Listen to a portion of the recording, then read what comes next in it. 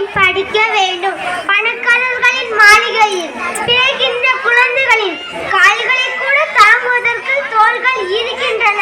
நம்மை போன்ற ஏழை குடும்பத்தில்